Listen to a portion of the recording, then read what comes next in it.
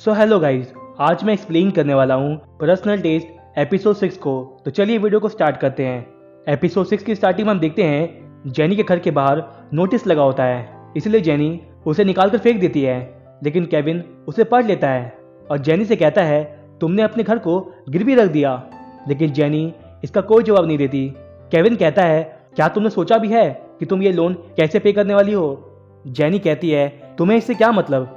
तभी सोफी दरवाज़ा खोलती है और जेनी से कहती है क्या स्कॉट ने पैसे दिए। जेनी कहती है स्कॉट ने पैसे नहीं दिए और ये कहकर वो अंदर चली जाती है। केविन जेनी को आवाज़ देकर कहता है तुम्हें इसके बारे में दोबारा सोच लेना चाहिए। लेकिन जेनी केविन की बातों को इग्नोर कर देती है। सोफी जेनी से कहती है ये किस बारे में बात कर रहा है। जेनी कहती है इस लड़के को हमारा रूम रेंट पर चाहिए, लेकिन मैं इसे नहीं देना चाहती।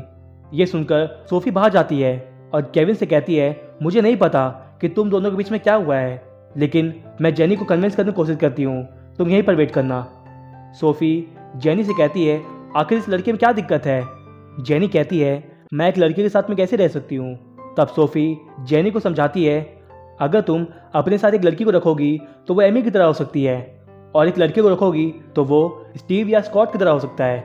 इससे अच्छा है कि तुम केविन को अपना रूम दे दो, क्योंकि वो एक गे है, उसके पास पैसा है लेकिन रहने को घर नहीं है, और तुम्हारे पास रहने को घर है लेकिन पैसा नहीं है।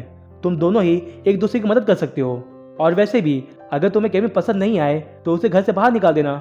जेनी सोफी की बातों से कन्विंस हो जाती है, जिसके बाद सोफी केविन को अंदर बुलाती है और उसे पूरा घर दिखाती है। कुछ देर बाद केविन जब अपने ऑफिस में होता है तब बेन कहता है उस लड़की ने तुम्हें भी मना कर दिया होगा। लेकिन केविन बेन की बातों को जवाब नहीं देता और कहता है मैंने एक रूम रेंट पर लिया है और आज मैं वहाँ शिफ्ट होने वाला हूँ। तब बेन कहता है कहाँ पर।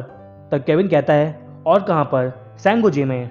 ये सुनकर बेन को बहुत खुशी होती है, लेकिन केविन कहता है ये एक सीक्रेट है, इसीलिए तुम इसके बारे में किसी को नहीं बताओगे, और खासकर जूली और जेरी को तो बिल्कुल भी नहीं।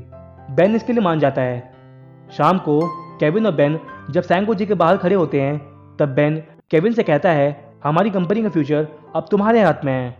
मुझे तो लगता है ये लड़की तुम्हें पसंद करती है। लेकिन केविन कहता है ऐसा बिल्कुल भी नहीं है।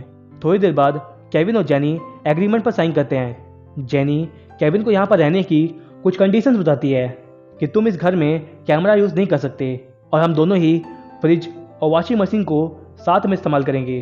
केविन भी जेनी को अपने कुछ कंडीशन बताता है कि तुम इस घर को बहुत गंदा रखती हो, इसीलिए तुम्हें घर को साफ रखना होगा, और तुम मेरी किसी भी चीज़ को टच नहीं करोगी। ये सुनकर जेनी को गुस्सा आता है और वो केविन से कहती है अगर ऐसी बात है तो तुम अपने एरिया में रहोगे और मैं अपने एरिया में, लेकिन अगर तुम मेरे एरिया में आ गए तो मैं तुम्हारे हर उस पार्ट को काटूंगी जो उस एरिया को पार करेगा। उन दोनों के बीच में लड़ाई और भी ज़्यादा बढ़ने लगती है, इसीलिए बेन और सोफी उन्हें शांत करते हैं। थोड़ी देर बाद केविन जब अपने सामान को अरेंज कर रहा होता है, किसी नुकीली चीज़ से केविन के पैर में चोट लग जाती है और केविन दर्द से चिल्लाने लगता है। इसीलिए बेन केविन की चोट पर मेडिसिन लगाने लगता है, लेकिन सोफी बाहर से उन दोनों की आवाज़ें सुन रही होती है। सोफी को ये सब सुनने में बहुत मज़ा आ रहा होता है, क्योंकि उसे लगता है कि उन दोनों ने माहौल बनाना शुरू भी कर दिया है। लेकिन जेनी को ये सब ठीक नहीं लगता, इसीलिए वो सोफी को वहाँ से दूर कर देती है। तभी केविन और बेन बाहर आते हैं। वहीं दूसरी तरफ एमी अपने लगेज के साथ में एक घर के अंदर इंटर करती है। ये वही घर है जहाँ स्टीव और एमी शादी के बाद में रहने वाले थे। एमी बहुत ही ज़्यादा थकी हुई होती है, इसीलिए वो सो जाती है, लेकिन तभी वो दोनों ही एक दूसरे को देखकर डर जाते हैं। स्टीव एमी को यहाँ पर देखकर बहुत खुश होता है। वो एमी से कहता है मुझे पता था कि तुम वापस लौट कर जरूर आओगी। लेकिन एमी कहती है ऐसा कुछ भी नहीं है, तुम यहाँ क्या कर रहे हो। तब स्टीव कहता है हमारी शादी वाले दिन से ही मेरे डैड ने मुझे घर से बाहर निकाल दिया था, इसीलिए मुझे यहाँ पर रहना पड़ रहा है। एमी स्टीव को रूम से बाहर जाने कहती है, लेकिन स्टीव कहता है इस घर को मेरे डैड ने खरीदा है, इसीलिए मैं क्यों बाहर जाऊँ। उन दोनों के बीच में बहुत ही ज़्यादा बहस होने लगती है और गुस्से में आकर स्टीव एमी को घर से बाहर निकाल देता है। उसी रात केविन सैंगोजे में घूम रहा होता है।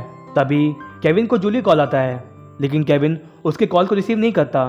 तभी केविन एक कमरे में जाता है जहाँ पर बहुत सारे पेपर्स रखे होते हैं। केविन उनमें से एक पेपर को पढ़ने लगता है। तभी केविन को उसकी मॉम का कॉल आता है, जो केविन से कहती है तुम घर क्यों नहीं आए। केविन कहता है, मैं किसी काम के सिलसिले से बाहर आया हुआ हूँ, मैं आपको इसके बारे में बाद में बताऊंगा। यह कहकर केविन कॉल कट कर देता है। लेकिन तभी वहाँ पर जेनी आ जाती है, जो केविन को डरावनी आवाज़ से कहती है, मैंने तुम्हें यहाँ पर आने से मना किया था ना, तुम जानते हो ना अगर तुम मेरे एरिया में आओगे तो मैं क्या करूँगी। ये सुनकर केविन कहता है, तुम क्या कर लोगी।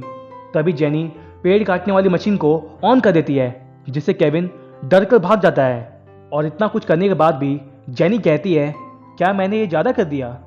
जेनी जब अपने रूम में जा रही होती है तभी वहाँ पर एमी आती है। उसे यहाँ देखकर जेनी हैरान हो जाती है।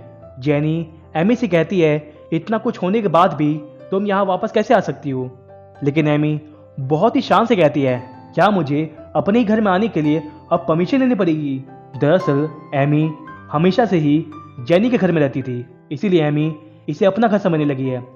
एमी कहती है, मैंने स्टीव को छोड़ दिया है, इसीलिए अब हम दोनों के बीच में कोई प्रॉब्लम नहीं है। जेनी कहती है, क्या तुम सब कुछ भूल चुकी हो जो तुमने मेरे साथ किया। एमी कहती है, तुमने भी तो मेरी शादी खराब कर दी थी और तुमने कितने लोगों के बीच में मेरी इंसल्ट की थी। जेनी कहती है, तुमने मुझसे मेरा प्यार छीना था। एमी कहती है, कौन सा प्यार, स्टीव ने तुमसे कभी प्यार नहीं किया, तुम्हें तो प्यार का मतलब भी नहीं पता। कुछ लोग तुम पर तरस खा के अटेंशन क्या दे देते हैं, तुम उसे प्यार समझ लेती हो। जेनी को यह सुनकर बहुत गुस्सा आता है। उन दोनों के बीच में लड़ाई होने लगती है और केविन उन दोनों की लड़ने की वजह से डिस्टर्ब हो जाता है। इसीलिए केविन बाहर आकर उन दोनों से कहता है, क्या तुम दोनों शांत रहोगी, मैं काम कर रहा हूँ। ये कहकर केविन दरवाजा बंद कर लेता है। एमी केविन को देखकर चौंक जाती है। वो जेनी से कहती है, ये कौन है। जेनी कहती है, तुम्हें इससे क्या मतलब, क्या तुम भी इसे चुराना चाहती हो, जैसे तुमने स्टीव को मुझसे चुरा लिया था। ये सुनकर एमी घमंड से कहती है कि मैं किसी को चुराती नहीं हूँ, लड़के खुद मेरे पास आते हैं। जेनी कहती है, मैं तुमसे बेट लगा सकती हूँ कि तुम इसे अपना नहीं बना पाओगी। एमी कहती है, मैं इसे 10 मिनट में अपना बॉयफ्रेंड बना सकती हूँ। जेनी कहती है, चाहे तुम 100 साल तक ट्राई कर लो, लेकिन तुम उसे अपना बॉयफ्रेंड नहीं बना पाओगी। एमी कहती है, पर क्यों। तब जेनी चिल्लाकर कहती है, क्योंकि ये लड़का गे है। केविन भी जेनी की बात को सुन लेता है। यहीं पर ये एपिसोड 6 खत्म हो जाती है। अगर आपको वीडियो पसंद आई है तो इसे लाइक जरूर करिएगा और हमारे चैनल को सब्सक्राइब करिएगा। Thanks for watching.